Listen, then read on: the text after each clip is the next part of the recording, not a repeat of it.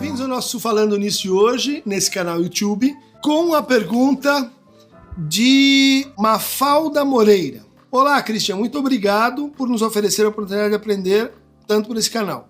Adoro suas explicações, tenho adquirido muitos conhecimentos e acho que você é uma simpatia. Obrigado.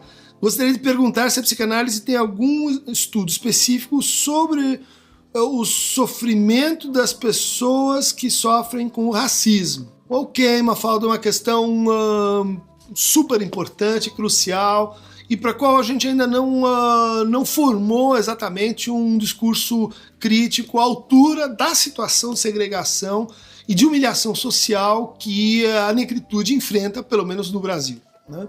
Então eu poderia dizer que a gente tem um estudo recente que eu recomendo muito a você, organizado pela Noemi Moritz-Kohn, Maria Lúcia da Silva e Cristiane Curia Bud, o racismo negro no Brasil, questões para a psicanálise, né? Que é um pessoal do SEDE Sapientai que se dedicou e colheu um conjunto de observações sobre esse que a gente pode chamar, sim, um sintoma social, né? O racismo. Esse trabalho, ele várias vezes retoma um texto que é chave para essa discussão, principalmente fora do Brasil, isso é muito curioso, que é o texto de um psiquiatra negro, nascido na Martinica, né, nas Antilhas Francesas, e que trabalha com Tosquelles, no sul da França, chamado Frantz Fanon. Pele Negra, Máscaras Brancas, que é um tratado assim, fundador, né, da teoria pós-colonial e das reflexões sobre como a colonização ela empreende e traz consigo um certo discurso racialista, né, um discurso que hierarquiza, um discurso que justifica a dominação, né, com suas antropologias e etnologias da subserviência, um discurso que entranha-se na educação, nas formas de entendimento do sofrimento mental, nas políticas públicas, enfim, em todos os setores do nosso laço social. Né?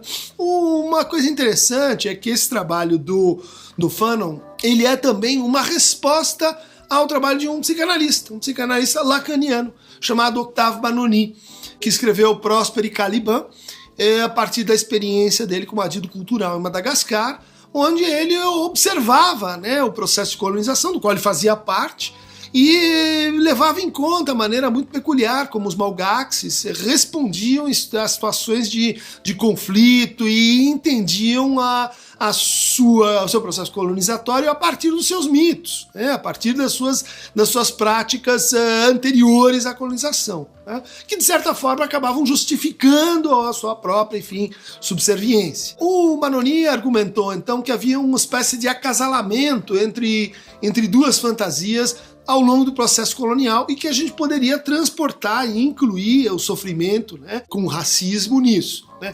A fantasia do colonizador e a fantasia do colonizado. O Fanon rebateu fortemente essa leitura do Benoni nesse trabalho, dizendo, olha, isso é um exemplo de colonização assim psicológica, uma colonização por uma teoria que é então de origem europeia, centro-europeia, feita por brancos para brancos e que estaria sendo aplicada, né, a serviço, naquele caso, da colonização francesa. Né? Bom, a experiência do racismo, ela leva a um tipo de sofrimento, me parece assim, difícil de abordar, porque ele está sempre assim articulado com outras narrativas de sofrimento. Por isso me parece muito simpática a chamada teoria da interseccionalidade, né? A teoria que pensa, né, as relações de opressão de classe cruzadas em intersecção com as opressões de gênero e cruzada em intersecção com as opressões ligadas ao racismo e, no caso do Brasil, particularmente, ao racismo contra a população negra, né? Ou seja, essas coisas elas se combinam e de tal maneira que a hora que você vai dizer não, mas eu tô sofrendo porque eu sou negro, isso às vezes se combina com não, mas será que é porque eu sou negro ou porque eu sou pobre? Não, mas esses dois traços, eles têm uma persistência infeliz na história do Brasil, desde a escravidão, que deixa os seus traços até hoje. Então como é que você separa? Né? Quer dizer, faz parte do processo colonizador e faz parte da invisibilização desse conflito que a gente trafega de um para outro. Né? Um processo conhecido então como branqueamento.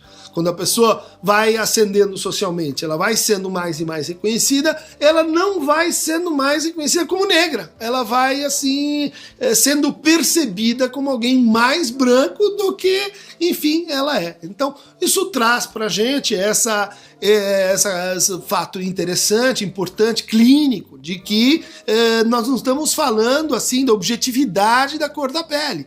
Mas isso está filtrado por fantasias, isso está filtrado por atribuições de valor, isso está filtrado pela posição que a gente coloca o outro. Na mesma direção, portanto, o sofrimento daquele que sofre com o racismo, muitas vezes é um sofrimento não nomeado. É um sofrimento que ele se desloca, então, para a pobreza, ele se desloca para a exceção social, ele se desloca para outras narrativas que no fundo, tornam essa condição mais e mais invisível. Né? Então, no tratamento vamos dizer assim, desse racismo, o primeiro movimento é a gente poder nomeá-lo.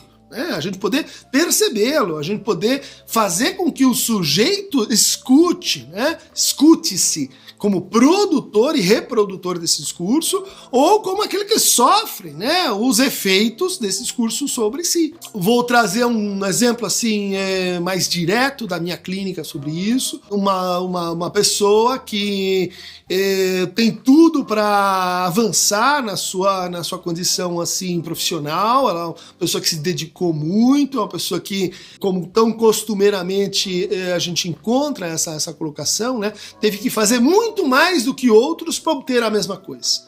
Inclusive em termos salariais. É que num determinado momento ela se vê diante de um passo que ela pode dar, que ela deve dar, que o seu chefe se aposenta e ela então é a candidata natural a ocupar aquela posição. E nesse preciso momento ela faz então um pânico, ela faz um conjunto de sintomas que impedem ela de ir trabalhar, ela vai para o sistema de pensão e cria-se um impasse que é inexplicável para ela mesma, uma vez que estava assim às portas da realização de um grande sonho e de dar um grande passo na sua vida.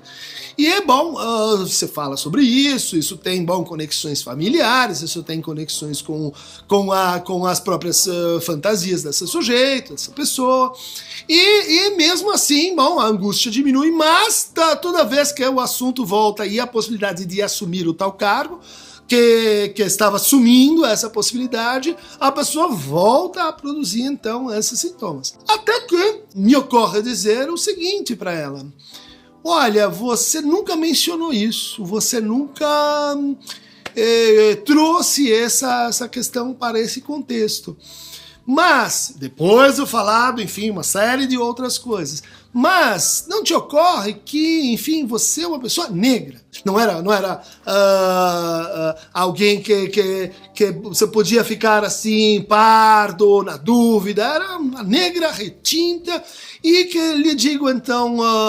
será que isto não conta para você o fato de que este passo é uma realização para si, mas é uma contrariedade de um conjunto imenso de expectativas sociais também? Ao que ela diz, puxa, mas é óbvio que isso estava aí o tempo todo, eu já tinha ouvido comentários, etc., mas nunca tinha pesado que isso estava em jogo nesta situação, a ponto de que eu não autorizasse o meu desejo usando isso para me obstruir, para me inibir, para me impedir. E a partir de então ela consegue então dar esse passo. Eu acho que é um exemplo que captura essa ideia de como o racismo ele aparece em momentos agudos. Às vezes a gente tem isso, de que alguém diz, bom, você não vai pegar o emprego porque você é dessa cor, ou um xingamento, ou um maltrato, Isso é pernicioso, isso vai produzindo, vamos dizer assim, uma espécie de trauma recorrente na pessoa, vai abalando o seu narcisismo. mas pensando na peculiaridade do racismo brasileiro, que é um racismo que até bem pouco tempo estava encoberto com essa ideia da democracia racial brasileira, da grande miscigenação que existe no nosso país, de fato, ao contrário de, sei lá, África do Sul, Estados Unidos, nós temos esse degradê da nossa população, mas isso então justamente torna o sofrimento ligado ao racismo muito mais difícil de nomear, muito mais difícil de narrativizar. Isso vem sendo feito agora, mais recentemente, né? Temos que citar o trabalho magnífico da Djamila Ribeiro, seu livro, né, sobre o lugar de fala, é essencial para os psicanalistas enfrentarem essa questão. Além disso, um detalhe muito interessante, pouco mencionado, né, diz respeito ao fato de que a primeira, vamos chamar assim, a primeira psicanalista brasileira formada no Brasil, né, chamava-se Virgínia Bicudo, era negra. Era negra, de origem humilde, que consegue se estabelecer e que dá grandes contribuições para políticas públicas, né? Vai trabalhar depois em Brasília, mas é uma pessoa notável, com uma história de vida absolutamente valorosa e que nós, dentro da psicanálise, frequentemente assim, esquecemos desse detalhe, né? De que ela era uma negra e era a primeira psicanalista brasileira. Eu discuto e comento esse caso no meu trabalho, Mal-Estar, Sofrimento e Sintoma, e acho que ele, de certa forma, é uma tentativa de dar suporte linguageiro para como que a gente pode lidar com a opressão racialista no Brasil. Oxalá vamos conseguir reduzir essa sintoma social, e cliquem aqui no Aqueronta Movebo para receber mais fragmentos do Falando Nisso. Obrigado.